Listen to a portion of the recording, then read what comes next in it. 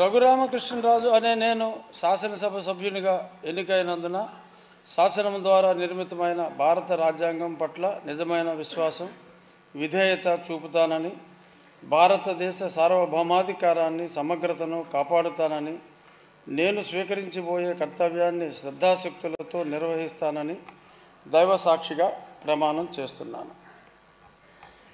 ఆంధ్రప్రదేశ్ శాసనసభ సభ్యుడనైన కనుమూరు రఘురామకృష్ణరాజు అనే నేను సభ నియమాలకు కట్టుబడి ఉంటానని, వాటిని అనుసరిస్తానని, సభా మర్యాదలను పాటిస్తానని, సాంప్రదాయాలను గౌరవిస్తానని దైవ సాక్షిగా ప్రమాణం చేస్తున్నాను. శ్రీ రాజగోపాల్ శ్రీరామ్.